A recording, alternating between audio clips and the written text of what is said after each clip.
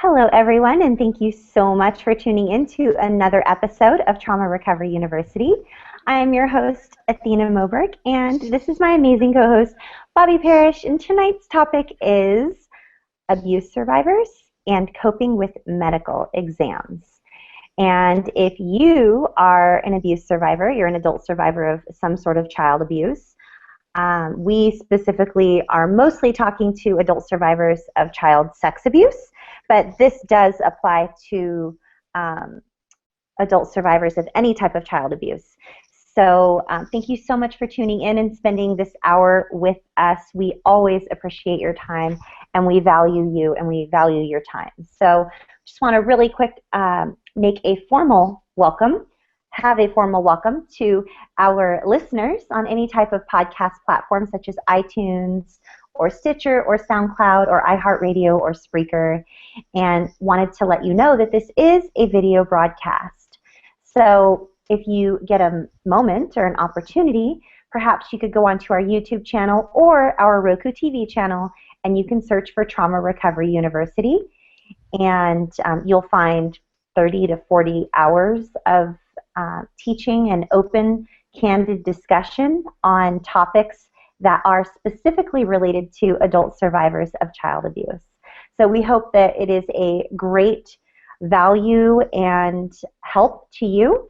And just as a thank you for being one of our loyal listeners or viewers or subscribers or just an awesome survivor, we would love to gift you with our entire library of downloadable PDF resources that you can download, print, put into a notebook, refer back to any time. And the way that you get access to this library of downloadable resources is by going to our website, which is traumarecoveryuniversity.com. And there's a tab at the top that says Downloadables. So if you click on the Downloadables tab, you will be given immediate access to our entire library of downloadable resources. And we are so grateful for you. We want you to know that you're not alone, and that regardless of the abuse that you've survived, whether it's sexual exploitation or any type of torture or physical abuse, emotional, verbal, any type of abuse whatsoever, we are here as a resource to you and for you, and you are the entire reason why we do what we do. So this is our passion. This is everything to us, and we are so grateful that you're here. And without further ado, I would love to turn this over to my amazing co-host, Bobby Parrish, where she will share some incredible announcements with you about our annual anthology, which gives you an opportunity to be published with us. Doesn't cost you anything at all. However, it does take some courage. And we also have some live events and some other things that she's going to share with you. So take it away, Bobby. Hi, everybody. We are so excited about publishing our second annual anthology coming at this November. We published our first one last November. We self-published, but we now have a publisher, Book Trope, out of Seattle, and they will be publishing our anthology this November during No More Shame November, which is a month that we do a lot of advocacy and sharing about childhood abuse issues. And so you can go onto the website at traumarecoveryuniversity.com and click the book tab, and it will give you all the information about submitting either an essay or a poem. We're really hoping that in the next couple of years we'll be able to accommodate art submissions, but right now, especially when we self-published, it's really expensive, especially when it's color art. But we're hoping that eventually we will be able to do that. But right now, it's just essays and poetry, nonfiction. We don't want fiction. We don't want someone's story. We want real survivors writing their real story about what they have gone through. This year's theme is discovering together, meaning that we'd like to know how pairing with another survivor, how coming into contact with another survivor or a community of survivors has impacted your recovery or your experience as a survivor of childhood abuse. Last year we had, the title of the book was Discovering True, and it was all about discovering the truth of our story and claiming the truth of our story, despite the fact that our families, our abuser, anyone else might be not ready to hear it, not ready to listen to the truth, all of those things. So go onto the website, look at the submission guidelines. You are allowed to submit as many times as you like, as long as each one has a separate entry, and the entry is by email, and it will walk you through the whole process. And sometimes people will get multiple entries selected. Last year we had several people who had 2 pieces in the anthology. We had a total of 20 authors last year with a total of, I think, 24 or 25 pieces. So please go ahead, go over to the website, check it out, send us a submission. We will be making decisions by the beginning of July, and then it will go into the editing process and be published in November. We also have a couple of live events that we want to let you know about.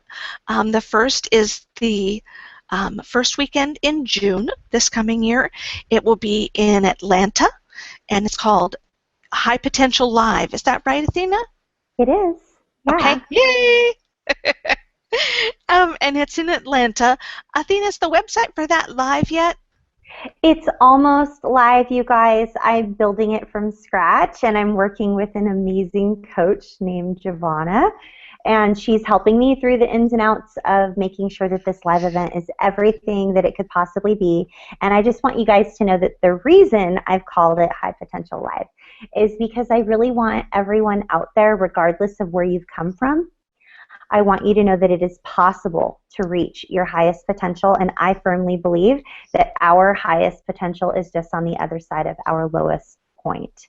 And so that is the theme of the event, reaching your highest potential in spite of your circumstances.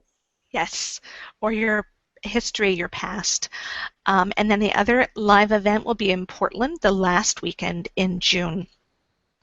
And that's kind of the schedule that we're hoping to follow every year. We'd like to be able to do more conferences in different places in the United States, but that costs money, and we're not quite there yet. So keep your eye out for more details. Go on over to the website, subscribe to our newsletter. We keep everyone informed about what's coming up, when it's coming up, and that will be the way that you can make sure and not miss out on any details or signing up for anything. I can't think of any other announcements that we have right now. Can you think of anything, Athena?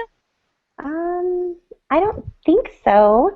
I've just been sending out some tweets while you were sharing to our awesomely brave survivor family, and just letting them know that we're live. And you guys, this broadcast is always interactive. If it is ever going to be not interactive, for instance, we have some situations coming up where I have some opportunities to travel and to come and meet some of you guys live in person on the mainland.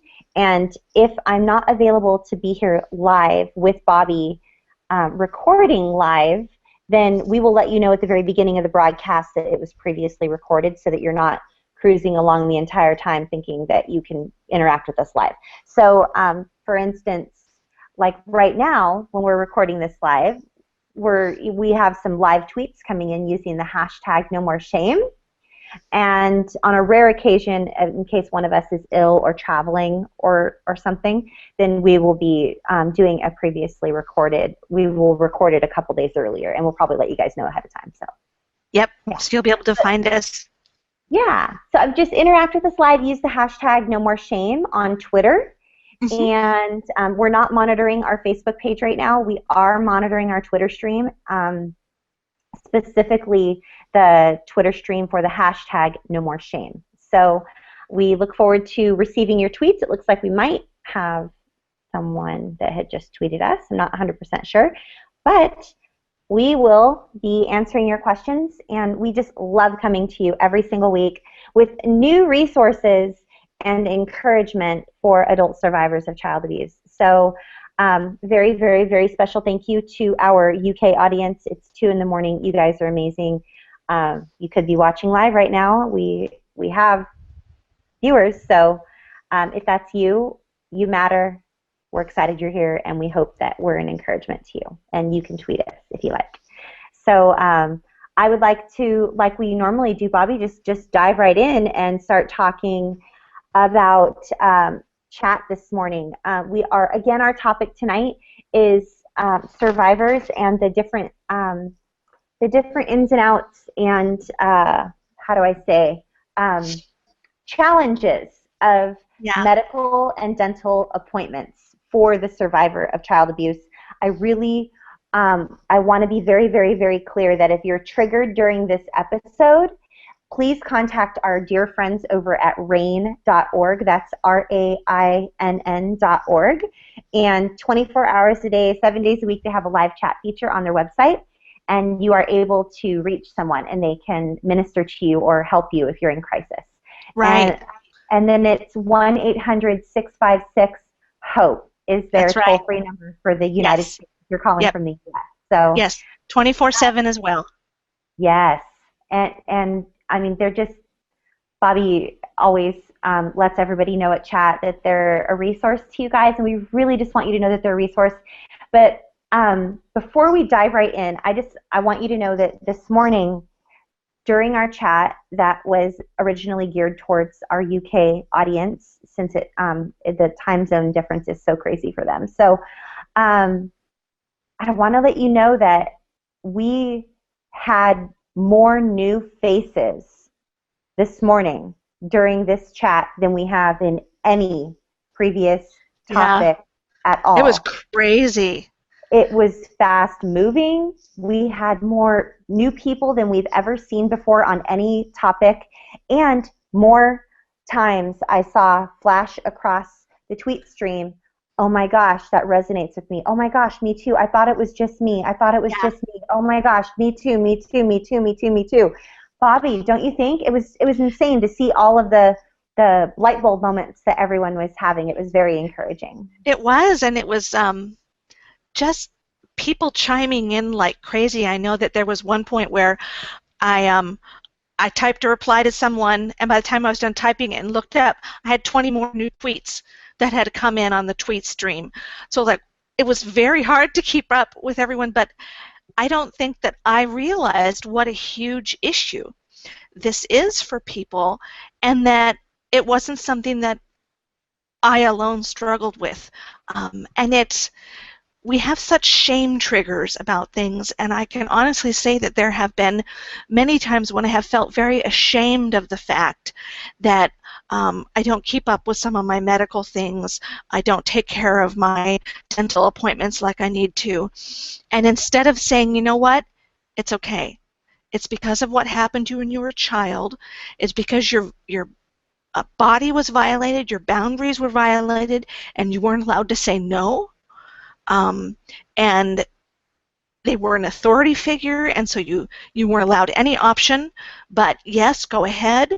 And we see doctors and dentists as authority figures, and so everything gets twisted up and tied up in that, and I didn't give myself permission to give myself grace and understanding about that.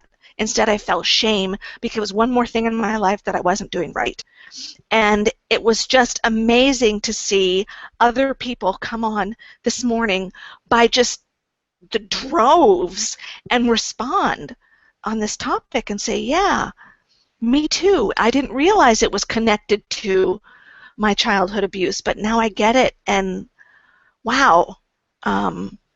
It was so eye-opening for so many people. I know it was, and that's the magic of the Twitter chat, of getting together and having people share, is that all of a sudden you realize you're not alone, and that those things you thought were character flaws or weaknesses or things wrong with you are not. They're just a natural byproduct of the horror that you experienced as a child.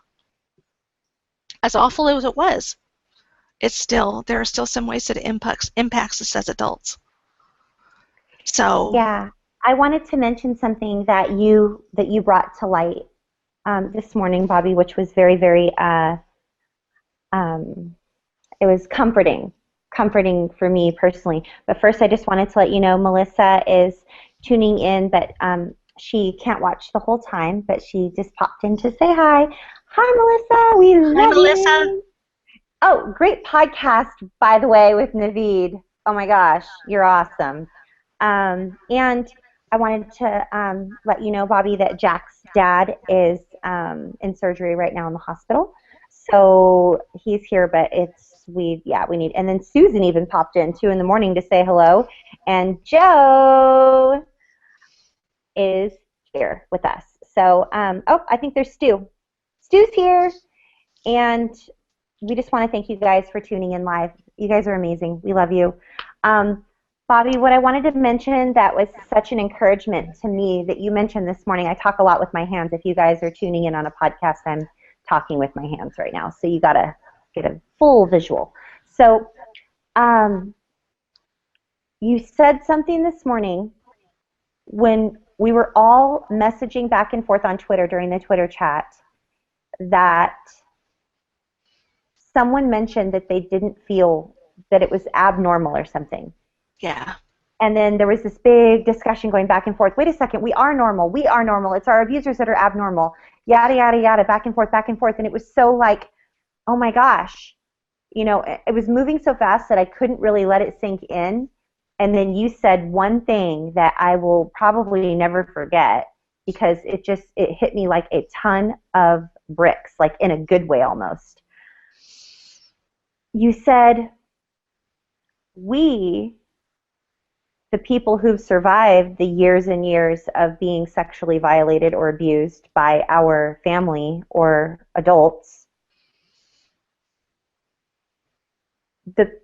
when we respond the way we do during our doctor's appointments, we are responding the way anyone would respond if they had been sexually abused for years during their childhood. Right.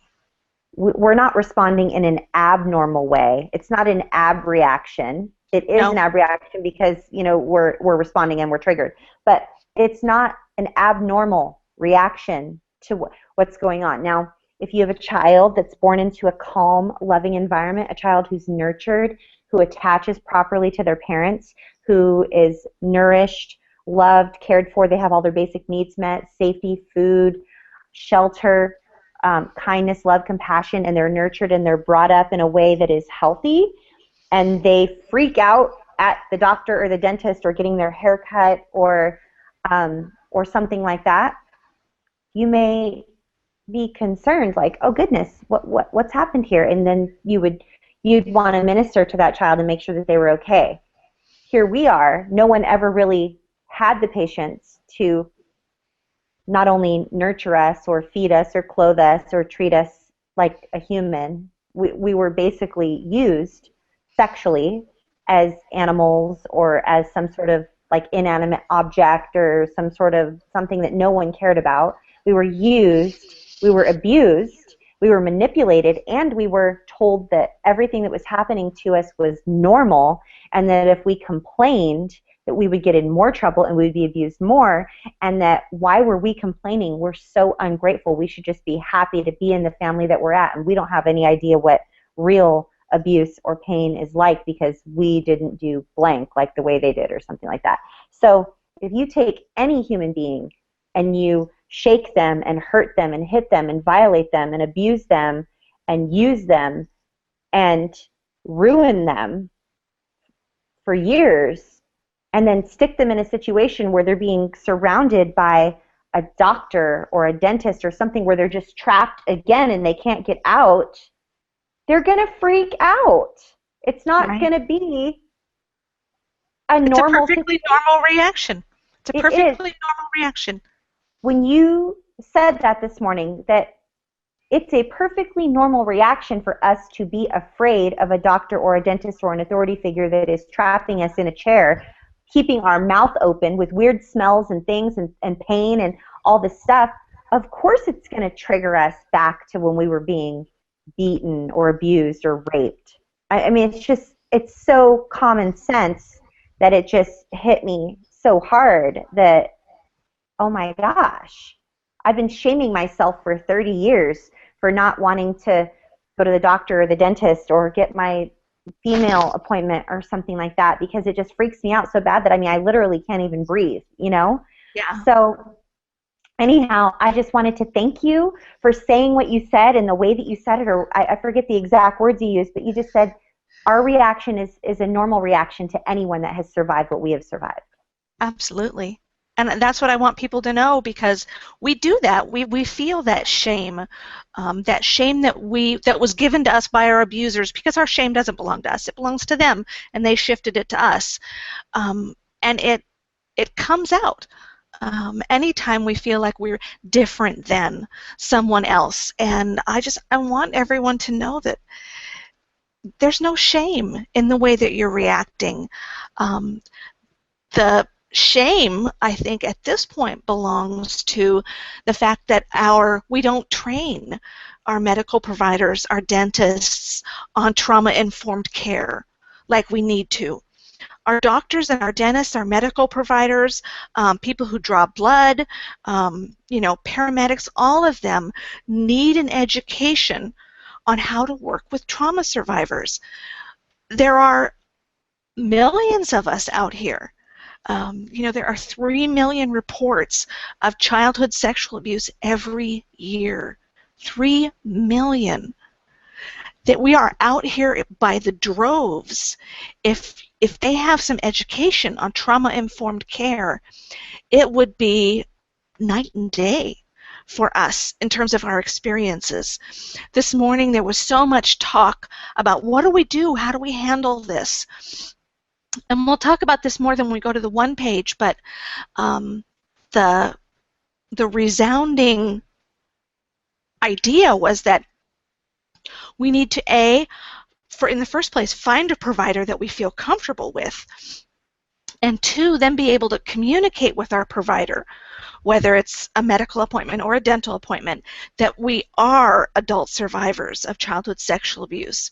And as a result of that, this appointment for us is a large source of anxiety and may trigger us, and we need them to accommodate our special needs.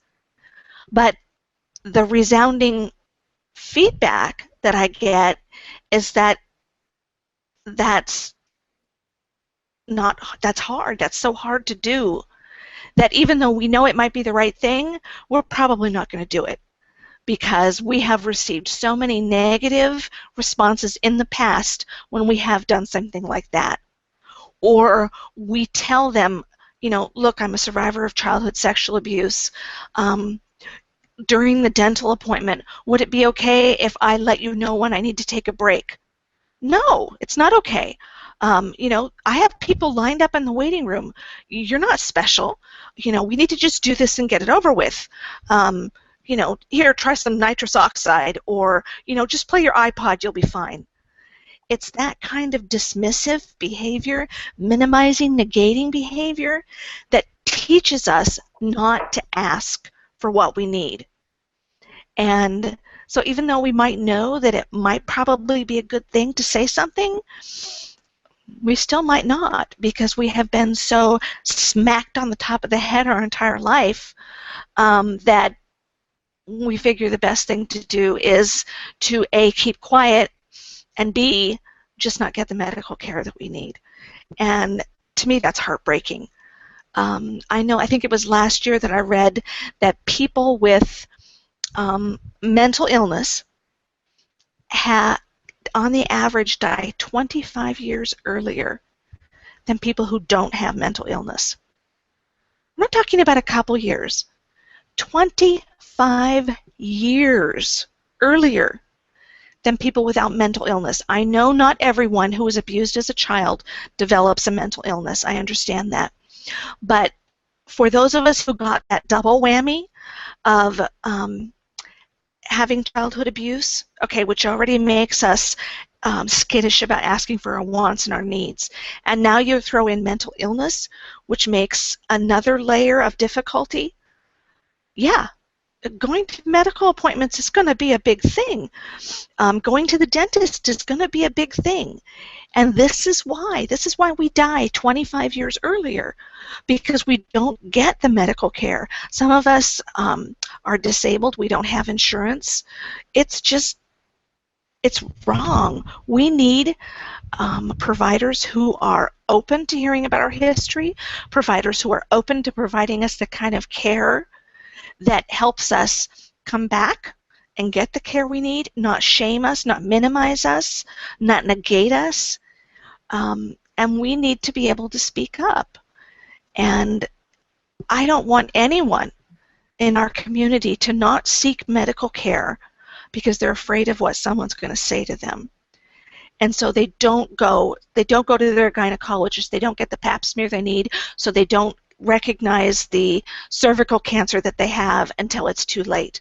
They don't get a mammogram because that is such an incredibly difficult experience for them. We don't catch their breast cancer in time. Men don't get screened for prostate cancer. All of these things. And it's not just gynecological, intimate things like this. You know, we don't go in for a normal physical exam, so our high cholesterol doesn't get noted. Our high blood pressure doesn't get noted.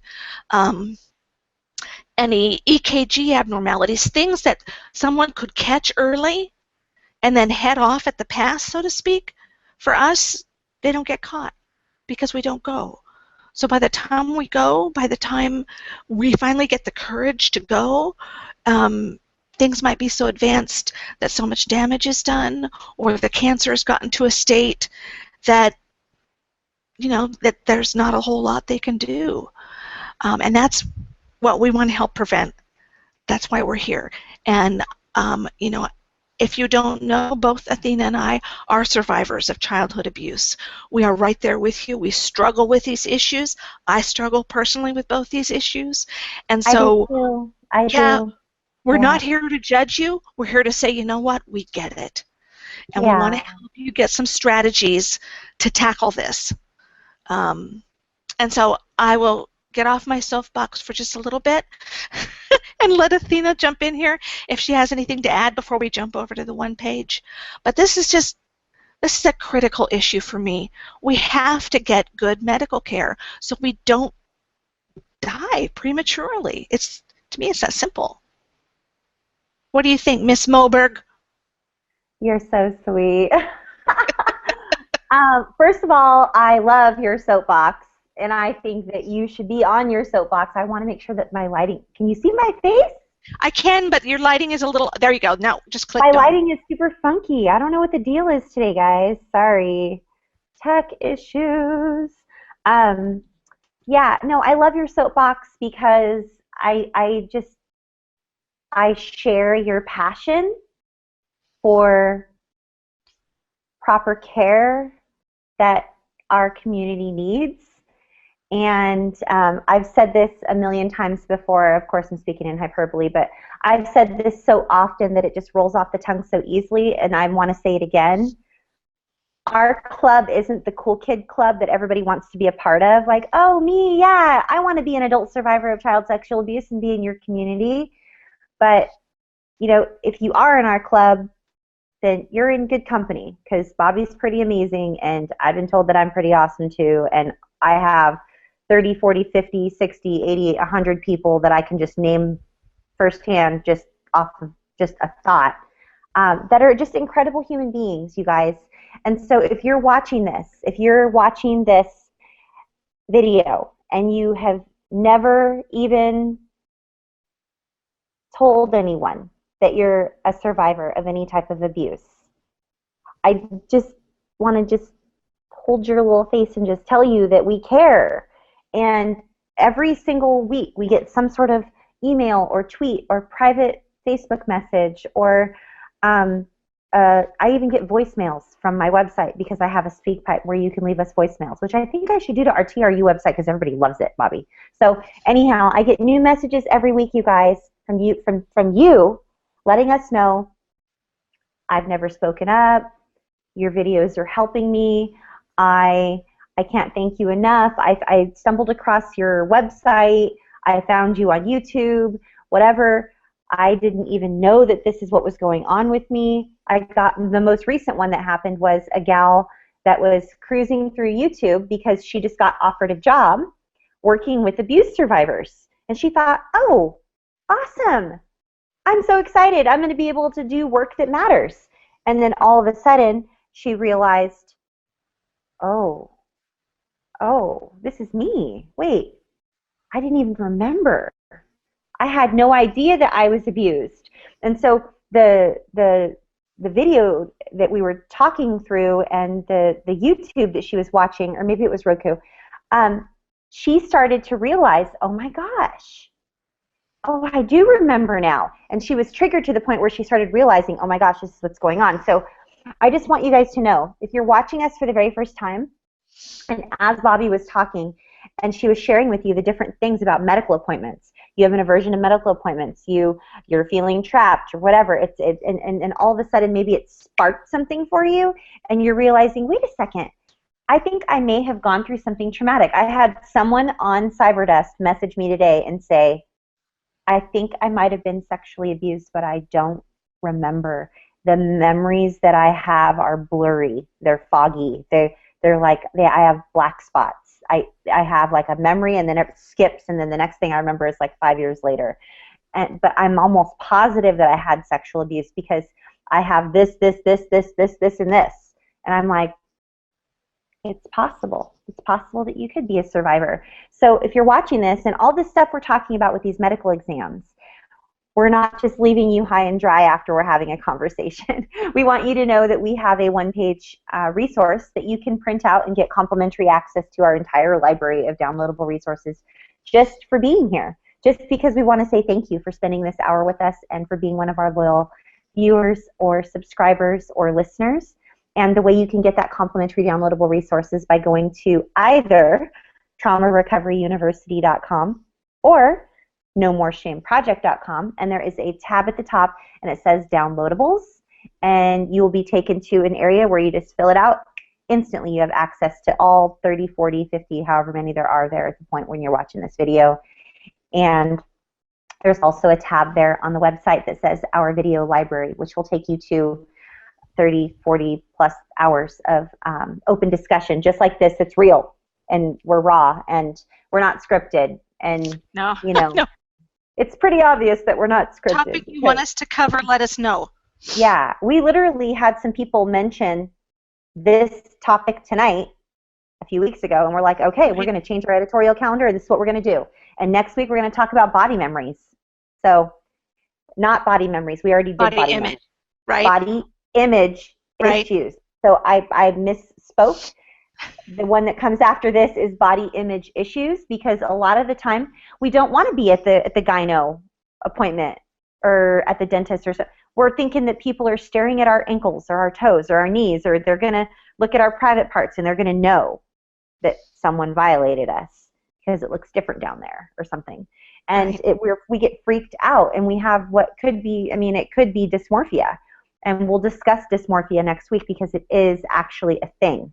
And the first time I ever learned about it was from Liz Farrow, who has Girls with Soul. So anyway, I am so excited to be here with Bobby. I'm honored and privileged to be here with Bobby tonight, talking with you, the adult survivor of childhood abuse, letting you know that you're not alone. You are deeply loved. You're important. You matter. You're courageous. You're brave. You're amazing.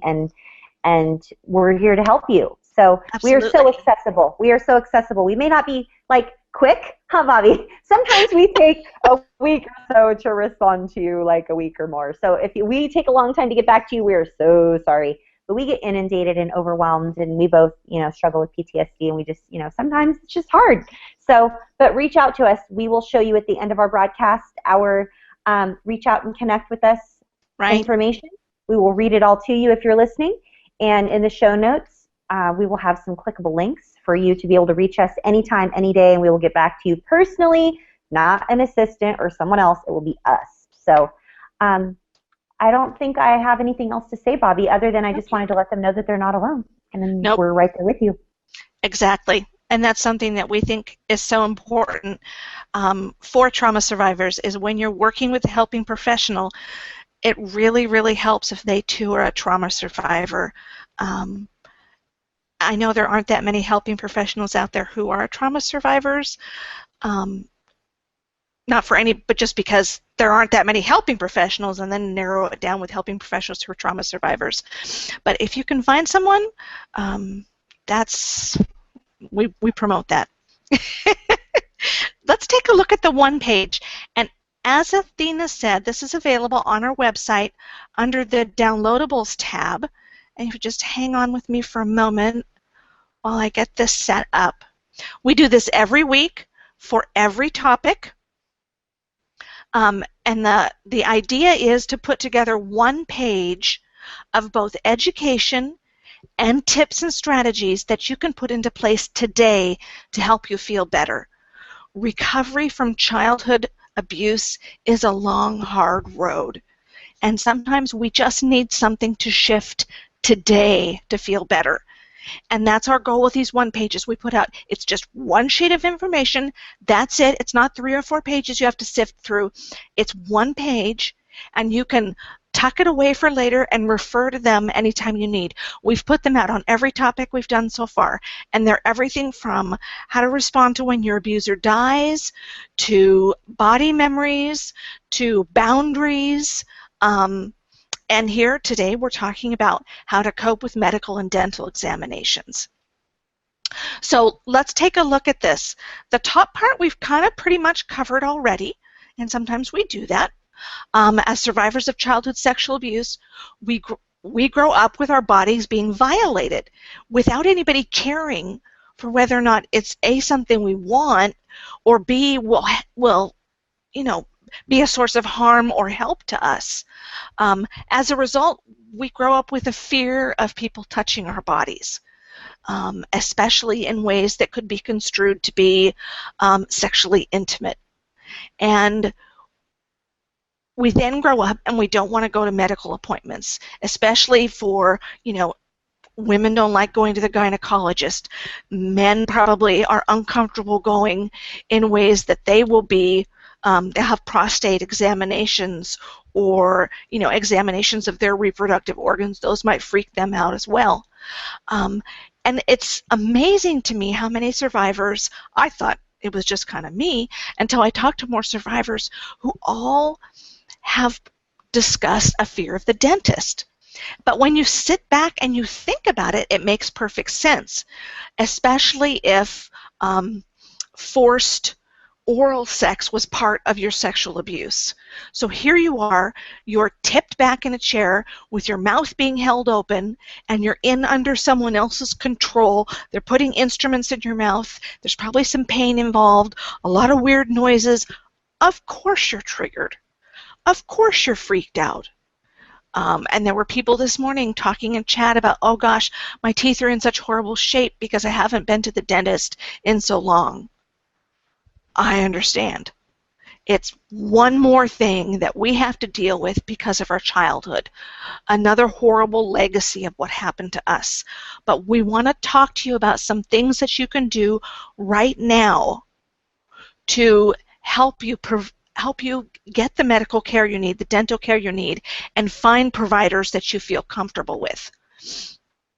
So right now, before you even have an appointment, here are some ways that you can cope with your fears and anxieties.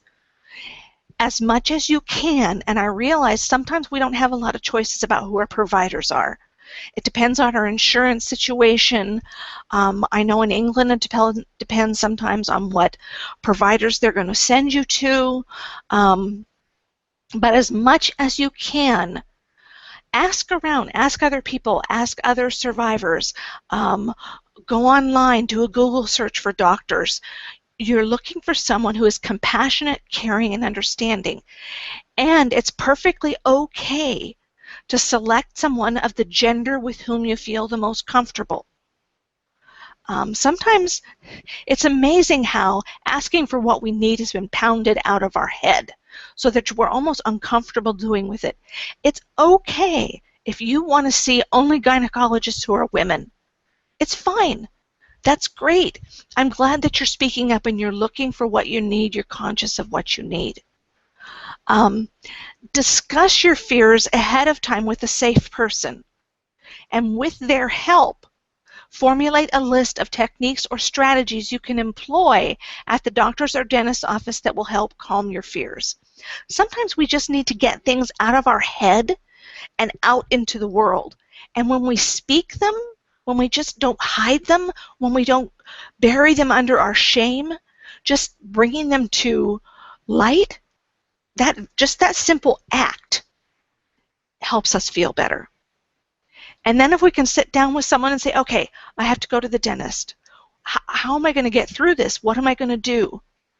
And because you're feeling anxious and fearful, you may not think of some of the best strategies, but doing that with a safe person, someone who might be in a more creative space because they're not afraid and they're not anxious, hopefully you're going to get some amazing suggestions that you can put into place. And this third one is what I talked about earlier. I really do strongly encourage you to let your medical provider and dentist know when you book an appointment that you're an adult survivor of childhood sexual abuse. You do not have to go into details. Absolutely, positively, no details. You don't have to tell them who, you don't have to tell them when, how often, none of that. All you have to say is, I am a survivor of childhood sexual abuse. I want you to know that, and I have some things that I would like to bring to my appointment, do during my appointment, that will help me to deal with my fears and triggers. If they react badly or they refuse to work with you, to me that's a huge red flag. That's when you say, okay, thank you, I'm going to work with someone else, if you have the choice to work with someone else. We talked a lot this morning about how important it is for our providers to be educated in trauma-informed care. But it's not happening fast enough. It's not happening effectively enough right now, so you have to shop around. I wish that we could start to educate some of our providers, and then they would put on their website, I'm a trauma-informed care provider. To me, that would be just so awesome. I would love that.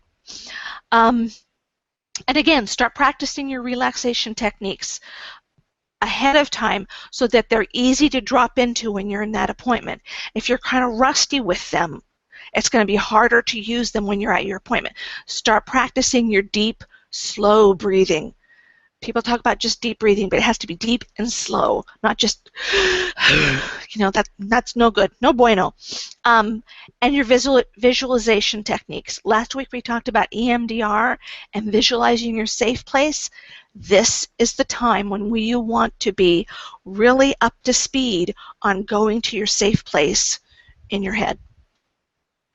Athena, are there other ways that you can think of that we can prepare ahead of time before an exam?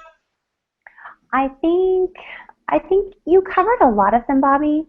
I think one of the ways that I know a lot of people mentioned today, a couple people mentioned during chat that they end up canceling their appointments at the last minute because they're having such anxiety attacks. And so in addition to what Bobby has just mentioned, all of the things that we have listed here on our one page, I want to be very, very, very clear and encouraging to you right now.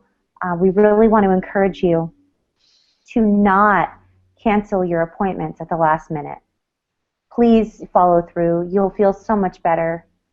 What happens when we cancel those appointments at the last minute is we end up shaming ourselves. Yeah. And then that damage is compounded by the fact that we then have not taken proper care of ourselves. It's a cycle. It's a vicious cycle. It's a vicious cycle, and it'll send you spinning. And we really want to avoid your spinning. We want to help you slow down your spinning, if not stop your spinning. That is the whole purpose of this broadcast and the care that we provide. We're so passionate about helping you through your recovery process from your child abuse. And the things that we're sharing with you are not easy. We are not trying to share with you these things. We're not saying these are easy. We're not saying, oh, this is a piece of cake, just do it. Don't call and cancel your appointment. Come on, buck up, Buttercup. Go to your appointment. That's not what we're saying at all. This is not a tough love environment. We are here to tell you that what you're going through is real, and it's hard, and it's not easy, and it's never going to be easy, but we're here to support you, and we're here to go, Me too. Yep. Yep. Me too. Me too. And if we can equip you along the way with some helpful tactics and strategies and tips, then that's icing. That's icing on the cake for us, and we love to help you. So, Bobby, I don't think there's anything I can add to the list that we have on the one page. I just wanted to encourage our listeners and viewers to not cancel their appointments at the last minute. Absolutely. And I'm going to segue right into this next section on the one page is our strategies to employ while you're at the doctor's or dentist's office and during your examination. And I'm going to segue right off of what Athena said about canceling at the last minute. If you're really anxious about your appointment, I would truly, honestly encourage you to set up ahead of time to have a safe person come pick you up and go with you to your appointment, because you might be so anxious that driving is not a good idea. So have someone come over to your house, and if you say, okay, if I call you and tell you I want to cancel this, don't let me cancel it. Come and get me. And they can help you while you're in the car, while you're driving. Okay, let's do some deep, slow breathing. What can I do? How can I help? And let your provider know if you want to bring your safe person into the appointment. If you want to bring them into the dentist appointment, if you want to bring them into your medical appointment,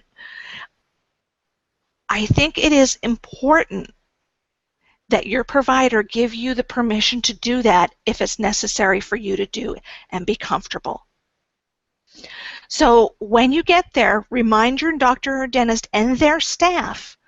The staff is important too, because if you're at a dental appointment, that dental technician who's cleaning your teeth needs to know that as well. And chances are they're not going to be in there cleaning your teeth while the dentist is there. So the dentist probably can't pass along to them the information that you're survivor. So make sure that the staff knows as well. And let them know things that you think you need in order to cope with the examination. This morning we talked a lot about control. How one of the things that's so difficult about a medical appointment is not having control, because it harkens back to our childhood where I don't have any control over my body and the horrible things that people are doing to it. Someone talked about how their dentist lets them take breaks. You know, I said, okay, I need, you know, your mouth is wide open, so you might have to do like a timeout sign or something to let them know that you need a break. Letting them know that you want to bring a safe person in with you. Making sure that they ask, could you please explain what you're going to do before you do it? All of those things are ways that can help you garner some control in your appointment. If you have a hard time discussing particular problems, write them down. Rather than not communicating that at all, write it down and give it to your doctor. Someone brought up this morning in chat, there's a wonderful website for childhood sexual abuse survivors called Pandies, pandies.org, and I believe it's short for Pandora. I believe that's the name of the woman who started the website. It's called pandies.org, and they actually have some things you can print off to take into your doctor's appointments to let them know about trauma-informed care, and I think that's so cool. During a dental appointment, you might want to bring your iPod to use to listen to music or a podcast. I've also heard of survivors who use a sleep mask or dark glasses. Now, personally, that would freak me out, but other people don't want to see. They don't want to see the dentist coming at them with a drill. They don't want that light shining in their eyes like they're a criminal. So that's what they use. That's a perfectly fine accommodation to ask for. And so speak up and let them know these are the things I think might help, or let them know I'm really anxious, I don't know what will help. And then have them offer you some different options and ways to cope with what's going on. Bring a comfort item with you to hold during the examination if you need to. You know, whether that's you know, something small you can tuck in your hand and hang on to, whatever it is that will help you to feel better, bring that with you. and hold on to it. I've seen people have, a small stuffed animal. I've seen them hold just a piece of paper that says, you're incredible, you can do this, you're doing great. Whatever it is that will help you to have something tangible to hold, to remind yourself that you are amazing and brave for going through this. And keep a constant focus on your relaxation strategies during the examination. To do your deep and slow breathing so you don't go into that fight or flight mode or freeze, and make sure and practice those throughout the examination. Let me see if I can get back here to Ms. Athena. Stop. There you are. Hi.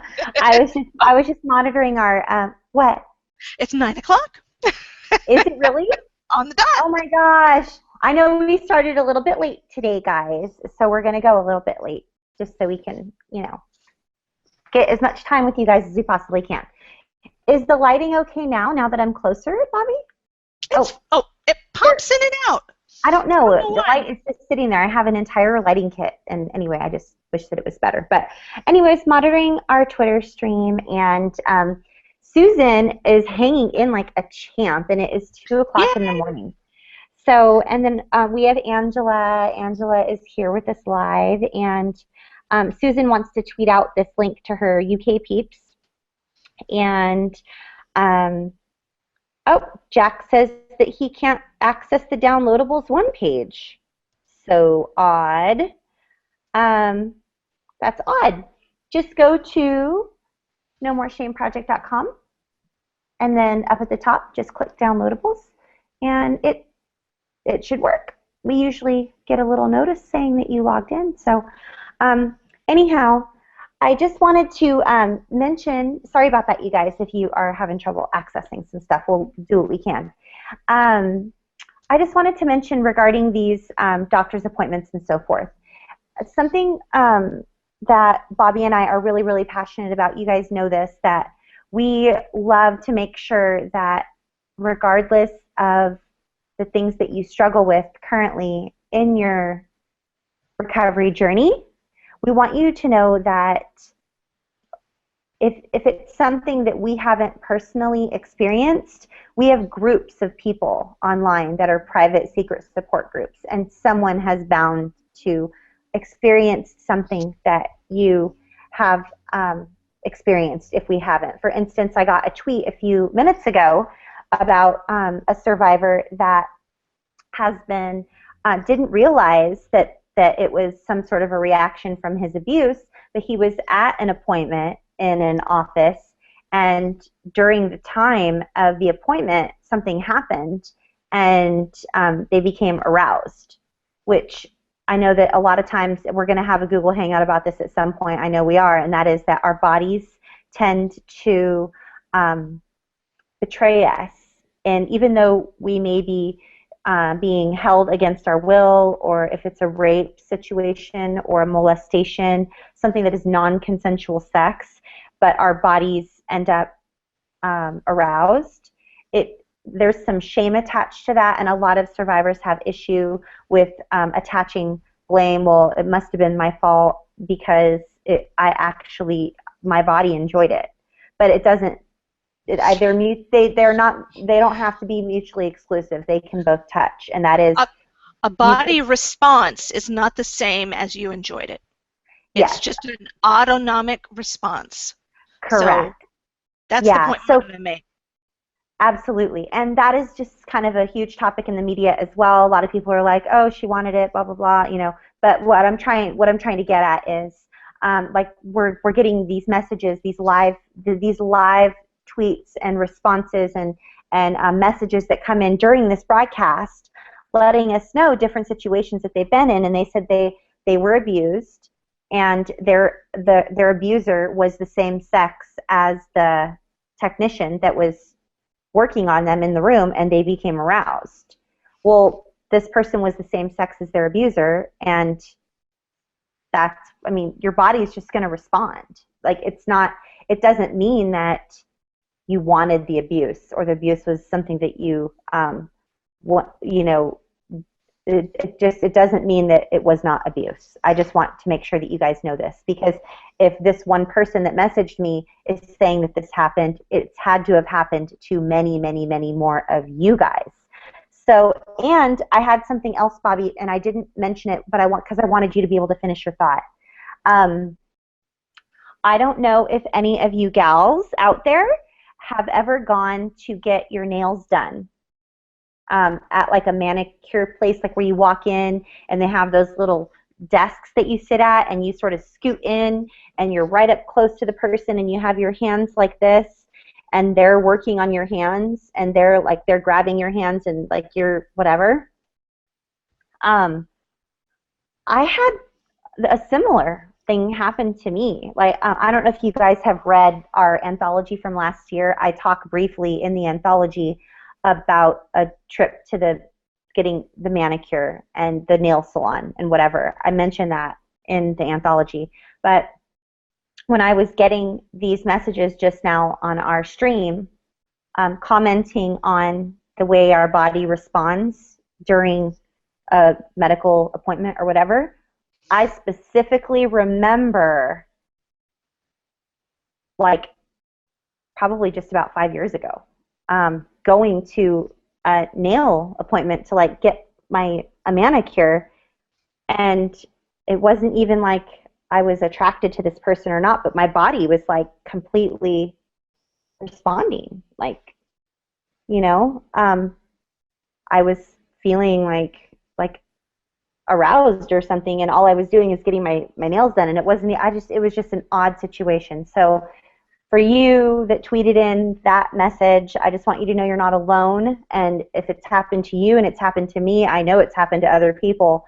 So that wasn't on our one page, but you're just not alone, and we want you to feel better today. We want you to have these tactics and these skills and these things to be able to help you and to foresee, like maybe ahead of time, like, okay, my checkup is coming up in like a month or so. I want to set myself up for success, and in order to set myself up for success, I want to plan that safe person to come with me, or I want to buy that magazine or that book, or bring those earbuds, or have that lavender essential oil that's going to calm me down a little bit maybe, or let them know ahead of time that I would like to have, some sort of a sedative that will calm me down before I go to the appointment, or whatever it is that you need to do for you to feel better. We want you to know that we support you. There's no judgment here. We're not going to be like, oh yeah, sure, you're going to get some Xanax or some, Valium, and you're a druggie, and there's people guilt themselves all the time. Well, my parents were addicts. I don't want to take this pill because if I take this pill, I'm going to be addicted to this pill, and then I'm going to turn out just like my family who abused me. And it's just this long list of stuff. So slippery slope. It is a very, thank you, Bobby. It is a slippery slope. Oh my gosh, it is a slippery slope. My cousin cracks up and laughs at me because I literally wouldn't allow myself to like have a glass of wine or anything for so long, because I thought, oh my gosh, I'm going to end up just like this person. If that's a slippery slope. I don't want to allow myself to do that, because if I do that, then I'm going to do this. I like play the tape out all the way to the end. Yes, so. Yes. And it's always a catastrophic end. Oh, of course it is, because our lives have been full of catastrophe. Yes. We know that. We know that feeling. We've been in the catastrophic place. Yes, we have. Well, we are just so grateful for you. We want you to know that we're thankful that you have chosen to spend this hour of time with us. This is the time of our broadcast when we just want to remind you that we appreciate you, and as a thank you for being one of our loyal subscribers and viewers and listeners, we want to give you complimentary access to our downloadable resource. You can get that by going to traumarecoveryuniversity.com.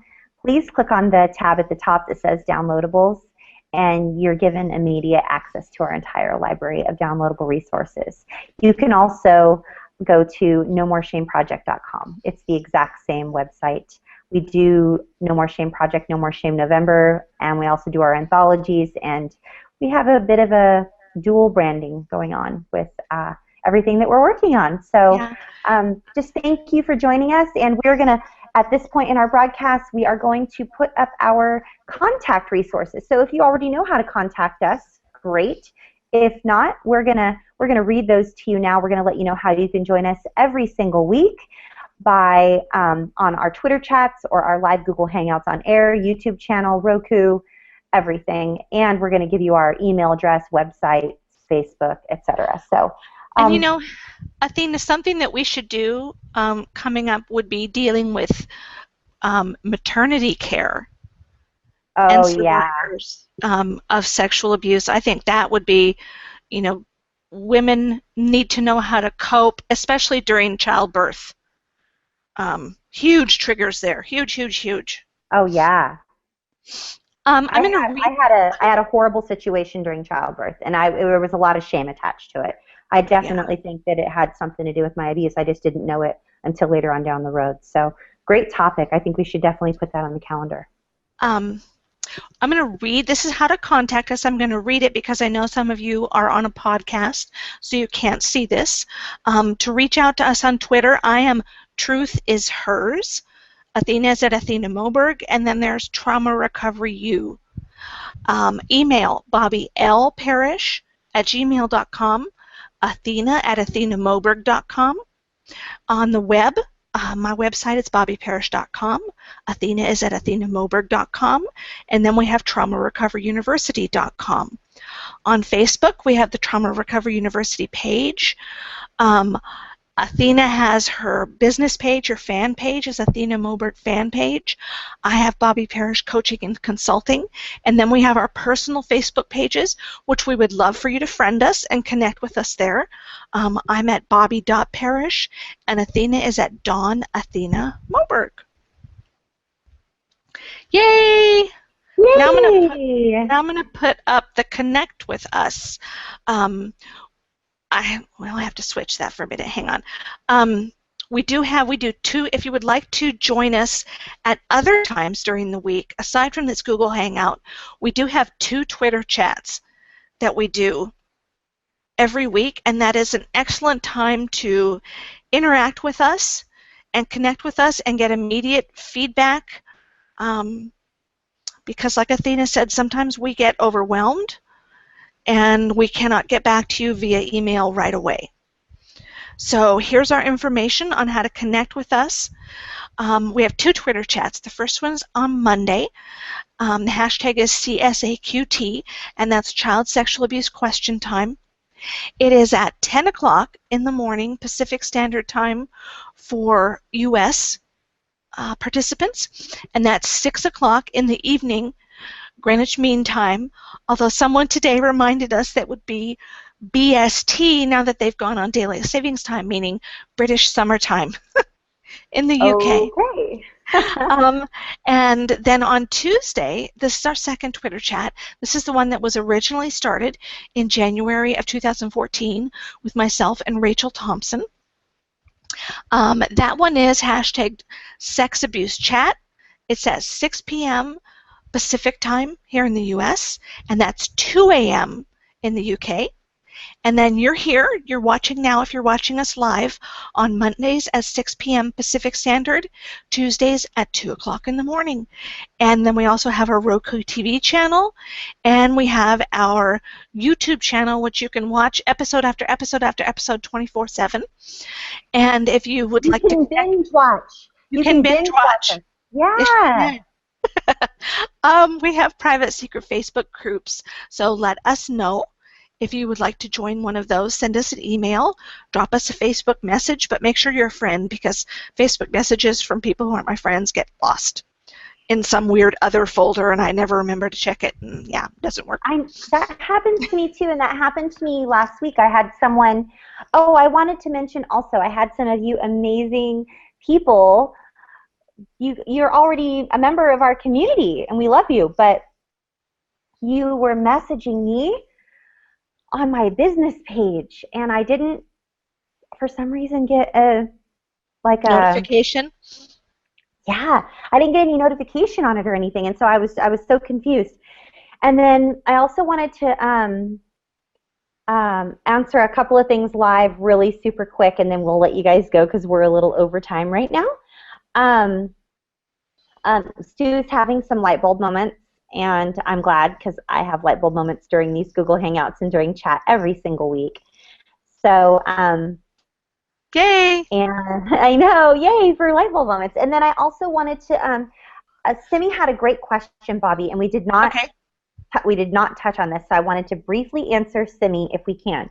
And that is, she says, oh yes, and someone else is, Stacy says she really wants to talk about pregnancy, childbirth, and parenting as a survivor. She's always wanted kids, but now she has no idea. So we'll definitely talk about that for sure. Yeah. So Simi had a question. I had the same. I still have the same thing, Stacy. I mean, I have my son, and he's amazing, but I've had all those same feelings as you're having, and they're very real fears. Yes. It's not just a small kind fear. Like, this is a really, really, really big deal. It's not an irrational fear. No, it's not irrational at all, and we're going to cover that for sure. I think that's definitely a good topic. Really quick, Simi wants to know, she says, how do you know if you're triggered during a doctor or dentist appointment? I never know until later. And the way I responded, I let her know it was a great question, perhaps dry mouth, elevated heart rate, confusion, apprehension, but I know that there are some more signs to know if you're triggered, and I wanted to turn that over to you, Bobby, because I mean, I can only fit so much in a tweet. So, well, I think there's a couple of different ways that people will respond to a trigger. One is that initial fight or flight response, which you're right, shallow breathing, elevated heart rate, dry mouth, sweaty palms. You know, sometimes you'll sweat. And then there is triggered in terms of our PTSD and our memories being triggered. That may not result in a fight or flight response, but that's going to result in an emotional flashback. So all of a sudden you're just filled with fear, you're filled with shame, you might have visual flashbacks, you might be remembering an incident that happened that might be related to the examination. And both of those things, the physical reaction, the elevated heart rate, that trigger with the fight or flight, is likely to happen in the exam, but the flashback to the memories and the thoughts that go with them likely might not happen until you're outside of the appointment. And the reason that is, our brains are just amazing, is that your brain's going to go, I can't do this right now in this appointment, it's not safe. But once you're back in your safe place, you're back home, then your brain's going to get, okay, now I can do this. And it's going to give you that download of emotion and memory that you didn't have right there in the appointment. So it is absolutely appropriate that you might experience a bit of a crash or a flooding of memories and feelings after an appointment. There's nothing wrong with you. You haven't done anything wrong. That is an excellent time to employ your self-care strategies. Okay? Make sure you're grounded. Make sure you're very gentle with yourself. Do whatever you need to do to clear your head and feel like you're back in a safe place, you're back in a safe space, and you're okay. So, excellent question, Simi. I hope that helped. If not, tweet me again and I'll try and answer you through direct messages. Yeah. I have one other possible response, Bobby. Absolutely. So you were talking about that fight or flight response. Yeah. And that she would know that she's triggered by feeling that fight or flight response. I have another way that you might be able to know, Simi, if you're triggered. The very way that you messaged me and said that you don't even know you were triggered until later, it indicates to me, it leads me to believe that you could have employed the third response, and that is freeze. Fight, flight, or freeze. Right. And if you're frozen, and it's similar to you're driving and then all of a sudden you're like, oh my gosh, where am I? Did I miss my exit? Was I disassociating? Disassociate.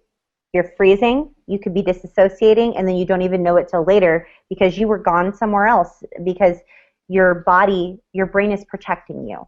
Your brain thinks that you're back in your abuse, but you don't know. You're not remembering your abuse. You just are completely absent, and you don't know. You don't come back until the appointment's done, and then all of a sudden you're like, oh, well, gosh, oh, and then you start to get a little bit afraid, like, wow, oh my gosh, I think I was really triggered during that. Wait a second, I don't even remember my appointment. And then so those things can happen as well. I'm specifically thinking back to some of my orthodontist appointments that I went to when I was younger. I know that I disassociated through most of them. I mean, years of appointments with the orthodontist. I disassociated through all of them. And luckily I wasn't of driving age to where I was driving myself, and so I would have been a harm to myself and others. I was being driven by someone else, a family member, but I did disassociate through years of orthodontic appointments. So you're not alone. You're not weird. You're not crazy. This is completely, like Bobby said, I love this. Your response is completely normal to anyone who was sexually abused. Yep. It's just normal. It's a normal response. It is. It is a normal response. Yeah. And So not that we hope want it, you. but it's normal. Yes. I know, right? I know. Like I said earlier, like it's not like people are like lining up to be a part of our club. Like, oh, I want to be in the Sexual Abuse Survivor Club. But if you have been sexually abused, you do want to be in our club. Yes. Yes. Well, 'cause we're an awesome club. Hello, how awesome are we? But I wanted to let you know, Bobby, that Stacy just messaged us, and she says this is a total paradigm shift for me. It really helps me wrap my head around it. Yay. So if that was directed at us and that something we have said has helped you wrap your head around something, then awesome. We're so excited, Stacy. And if someone else on the Twitter stream has given you some sort of paradigm shift and helped you, then that's the beauty of community. And we're so happy that you guys chose to spend some time with us this week. So tune in next week for Trauma Recovery University. I'm your host, Athena Moberg, and my amazing, awesome co-host, Bobby Parrish. And if we can support you in any way whatsoever, please don't hesitate to reach out to us. See you next week. Yeah. Bye, guys.